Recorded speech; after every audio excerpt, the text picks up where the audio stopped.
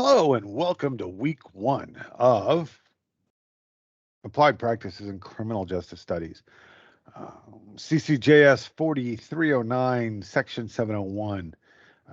This week we're going to talk about communications, and we're going to talk about what communications are and how communications work. Have you ever opened your mouth and immediately regretted it?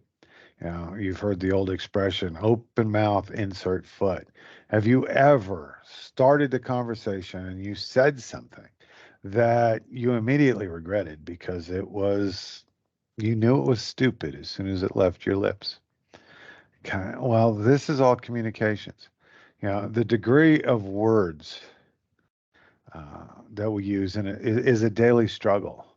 The wrong words, the wrong communications, the wrong uh, feedback can result in insult, embarrassment, injury, or death. And you turn on the news and you hear about these struggles, this, I'm going to call it war between the police and the public. Okay. You hear about the horrible things that police officers have done. Uh, I can just give you a few names: Walter Scott, Daniel Harris, Eric Garner, Oscar Grant, Breonna Taylor, George Floyd. The list can go on and on and on. And I can be naming these names over and over and over again. Um, Not again, but over and over. For the entire lecture, I could just list and name people who found themselves at the end of fatal force used by police. And I think a lot of this could have been avoided with proper communications, and not only communications on the part of the officer, but on the part of the person that they're dealing with. Okay. I wrote a paper in 2020. Well, horrible timing. I was using in 2020, there were 1,019 people killed by police. And I finished writing this paper and submitted it in the last week of May of 2020. And if you remember, the last week of May 2020 is when George Floyd was killed. So nobody wanted to hear my results. Nobody wanted to read and wanted to say, yes, the reason why 97% of the people killed by police are killed by police because they feel a threat. There was an immediate threat to the officer, to another officer, or to a third party. And this was the cause and the reason of the why law enforcement chose lethal force. Yes, everything that we heard during the riots of 2020 are accurate. They're not exactly true, but they're accurate. One of the things I hate about quantitative research, and I'm going to quote, this quote is attributed to Mark Twain, or Samuel Clemens. I don't know if it's true, but he's the one that's been accredited for it, so I'm going to give him credit for it. There are lies, there are damn lies, and there are statistics. Okay, you can make a statistic say anything that you want it to say. You can take your narrative and the narrative that you want, and you can twist the narrative. You can twist the statistic to support your narrative. So let me give you the statistic. 33% of the people killed by police are African Americans.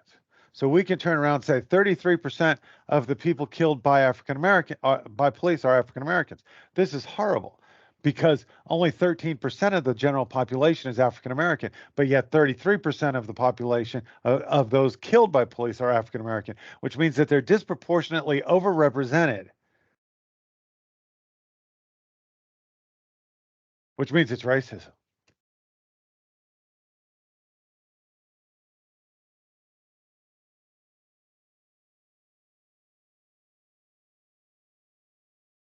Okay, so, and I just got an email here, so let me answer the email real quick. It says, I'm looking forward to beginning the final semester. I have a serious question. our weekly lectures required for us to be present. This is a bit of an inconvenience for me because I'm a full-time teaching assistant. I work Monday through Fridays. Okay, no, these lectures are not required for you to be in. I will record them and put them online. So give me a second.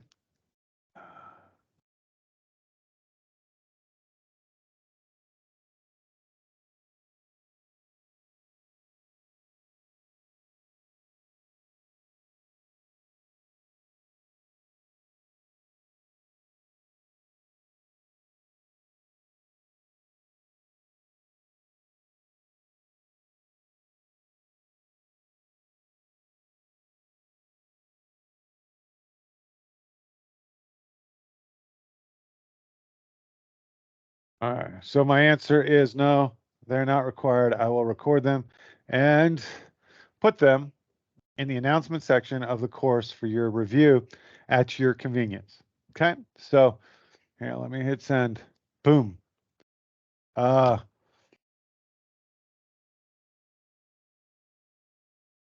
the individual that just sent this email, as they get to this point, that goes, "Hey, he was talking to me." I'm not going to tell you who that was. He can put it down in the comments if he wants to. Um, so anyway, you can make statistics say anything you want them to say, and you can use words, and these words mean different things to different people. Okay, so and then there's all kinds of different problems that we find with communications. And this class is intended to help you as the professional to be able to not fall into these steps. So let's continue with our discussion on communication. Communication has several definitions. Uh, but the element of communication is the process of exchanging information through a shared system of symbols. Okay. So the definition that we're going to be using throughout this semester for communications is that communication is the process of exchanging information through shared systems of symbols, meaning words, pictures of whatever there is, videos, on and so forth. Okay, the communication process involved in engaging certain unconscious behaviors. Okay, so the process is there's the sender. Okay, the sender is going to create his message. He's going to send it out to those whom he wants to communicate with, like me right now. I am completing this video, and the screen, I'm actually looking at myself talking to you because that's where my camera is. But my screen is over here, and I don't know. I'm a narcissist or something, and I keep like watching myself on TV. Um, but I'm the sender, and what I've chosen to do is to give a written lecture, not a written, but a spoken video lecture to share with you instead of giving you written notes. Other professors will give you written notes. Okay, you are the receiver, and then you're going to receive the message. Okay. There are communication channels. The channel is for me is video. There's encoding, decoding, and feedback. Okay. So that's the different parts of communication. Okay. The center includes messages by converting ideas. Uh, the the sender includes messages by converting ideas into words and gestures. The receiver will then decode the message of playing the meaning of into words, into messages, and what those words mean to you. Okay. So a communication breakdown is known as bypassing because people are different. They have different backgrounds. Not everybody in this class has English as their first language. So some of the things I'm going to say may confuse them. We live in Texas. So some of the phrases that we say or use may not be understood by other people from other parts of the country or other parts of the world. My favorite is bless your heart. Okay. So the Yankees that I know, because I'm from Massachusetts, so most of my family, if I say bless your heart, They think I am being nice and kind and I'm blessing them. Those of us down here in Texas know better, don't we? How many of you are laughing? Raise your hands. Okay, so the communication breakdown happens when people use words, phrases, and colloquialisms that are unknown to the receiver. Okay. Words mean different things in a different context. For example, let's use the word fast. Okay. Do we all know what the word fast means, right? So what does it mean? Okay. So that truck is fast. Shoo. It's moving fast, quickly. Okay. She's fast. Okay. Well, that could be different things, right? That could mean that she runs fast, she walks fast, or she's fast or quick. You know what I mean? Wink, wink. I'm on a fast, which means I'm not eating. Hold fast the line. Okay. That means don't retreat. Stay there where you're at. Stand and be strong. We're fast friends. I make a lot of fast friends. Um, First time I meet somebody, I know if I'm going to be their friend or if not. The watch is fast. We're going to go get some fast food. Ship moorings in a marina are called a fast. So when you use the word fast, you have to understand the context of what that word is actually being used in. So the word fast has 8 different meanings depending upon the context that you're using. Okay. So as criminal justice professionals, criminal justice practitioners, sometimes we have to define the word and explain what we mean by the word that we're using. There's a lot of communication breakdown, and I'll do my best. Cool Hand Luke, the warden in the movie Cool Hand Luke, if you haven't watched it, says, "What we have here is a breakdown of communication because the receiver is not understanding what the sender is saying. They're not comprehending it." Yeah, I could turn around and I can go, Shema Yisrael, Adonai Eloheinu, Adonai Echad, Baruch haba Hashem Adonai. Okay. What does that mean to you? Unless you speak Hebrew, it means nothing to you. Okay. I could turn around and go, Marhaba Akadashim, Nasasines. That's Turkish. If you don't know Turkish, you don't know what that means.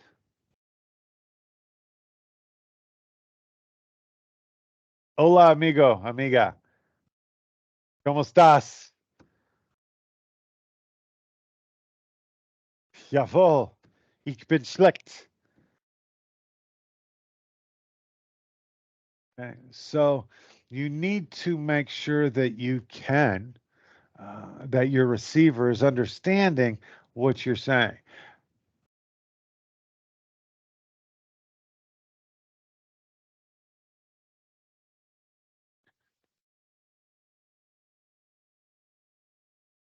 You know, there's so many different messages that can be said, or translated or communicated, and you have to choose the proper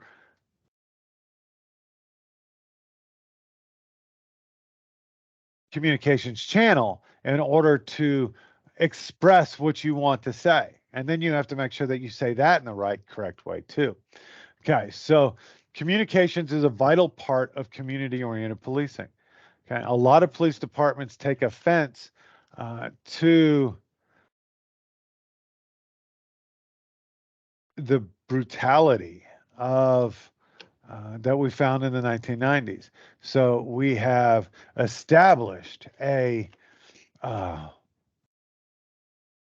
we've established these community-oriented policing. There's a lot of old school cops that don't like community-oriented policing. They say, "Oh, that's not community-oriented policing. That's just policing." Well, policing anymore is police officers working from call to call to call, call to call to call, and they never leave their car. They don't know who's in their community. They don't know who's living in their neighborhood. Okay, so um,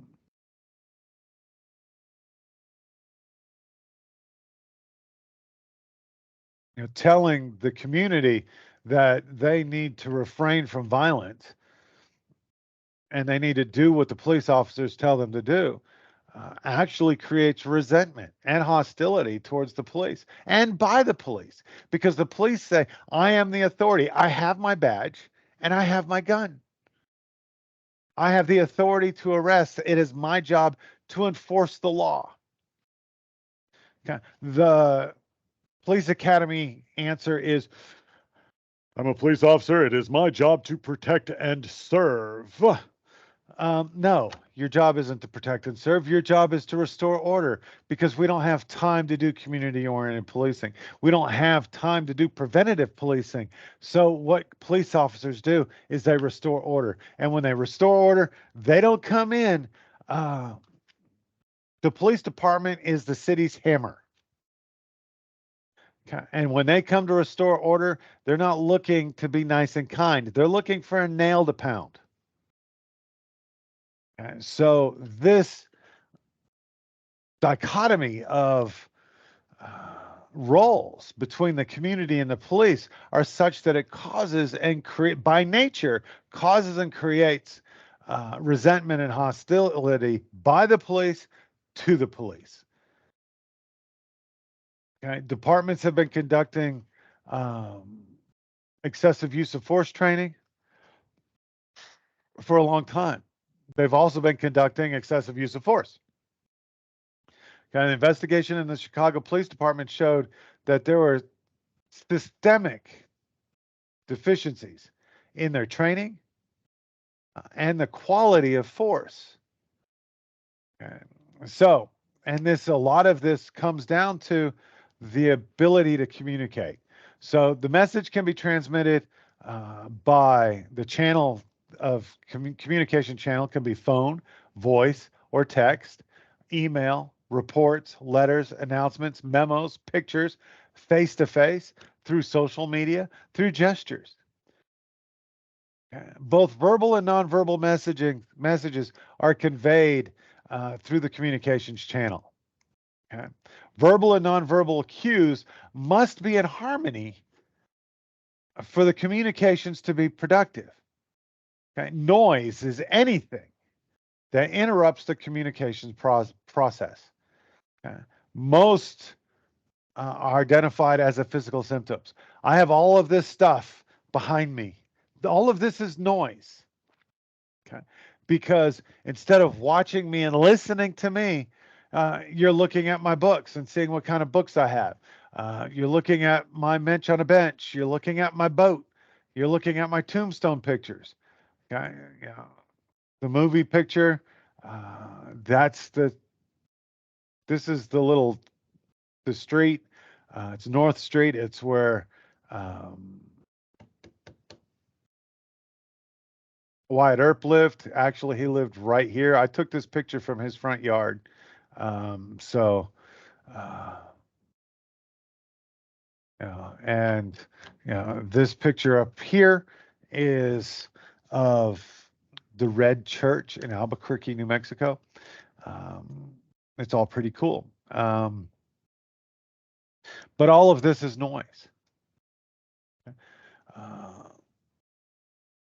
Me going on rabbit trails is actually noise because it deflects and it detracts from the message that I'm giving. Okay. Spelling and grammar errors are also noise. Okay. And they cause a disruption in your report. So you need to make sure that you are spelling correctly and you're using proper grammar. If you don't have Grammarly, go get it. Okay.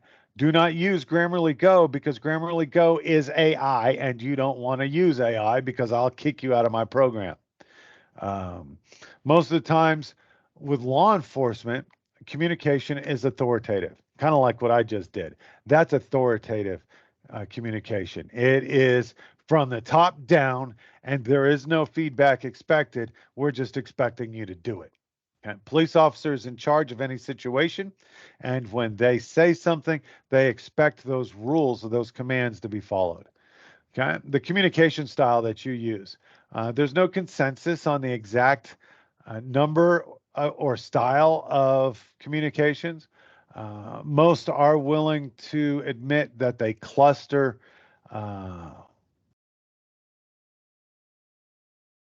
their communications. Okay. There's the directing style. This is an authoritative style or a management style. It is my way or the highway. You're going to do this the way I tell you to do it, or you're going to jail. Sit your butt down in that chair or on that curb, or you're going to jail. Okay.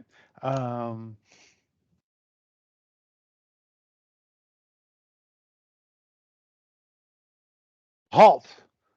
Put down the gun. Put your hands up. Drop to your knees. This is clearly authoritative language, and it is always confrontational.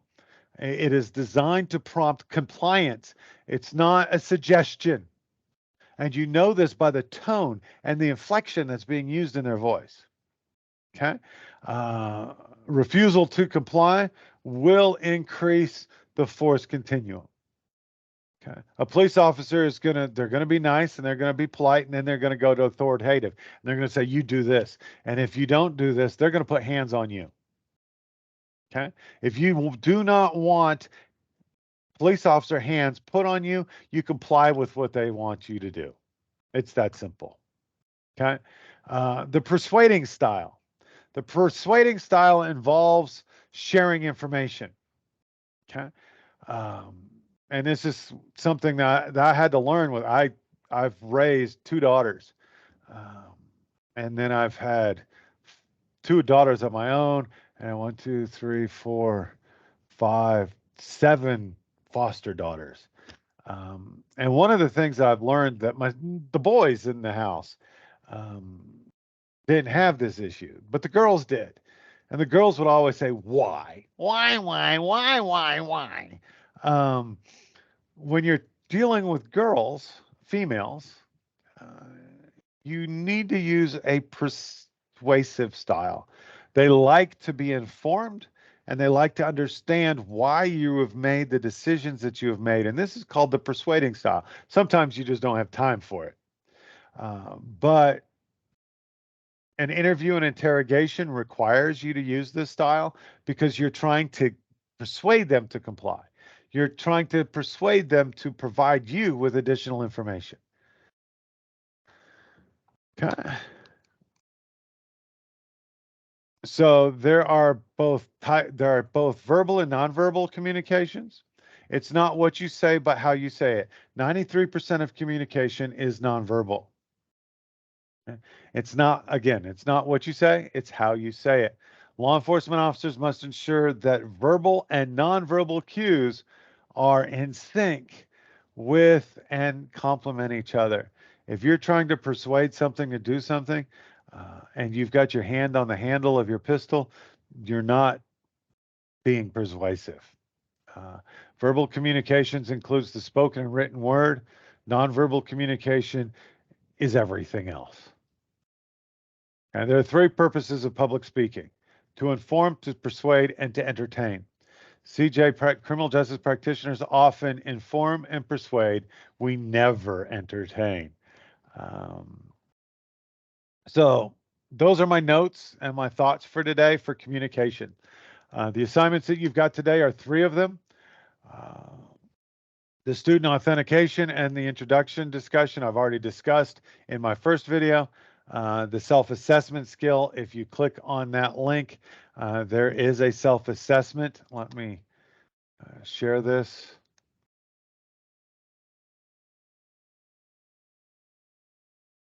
Okay, so let me back up one. So if you go in, back up here, right here, if you click on the self-assessment of communication skills, it's going to bring you to this assignment. You download this page. Okay? You download it right here, and then you fill it out. And this is just a self-assessment. It's going to give me an idea of how much I need to do or what I need to know about your communication skills. You want to go grade yourself on all 14 questions. Then you want to score yourself. Okay? Then you want to add it up.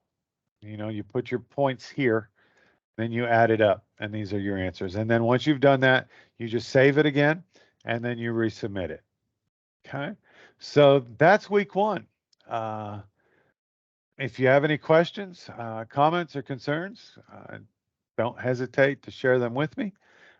And we can, I'll see you in the discussion. Well, there is no discussion this week. It's just this assignment. So get this done, and I will see you next Monday at about 1 o'clock. I have sent an invite for everybody about 1 o'clock, although, as I've already said, I don't know, I can't guarantee 1 o'clock, but you don't have to be here. It's not important that you be here for my live lectures, but I do provide them live in case you wanted to come join me, and if you had any questions, I can put in the chat, and then you can either interrupt me with your microphone, raise your hand, or you can type it in the chat and I will address your question. But it is not necessary, nor is it important, that you show up to every live class.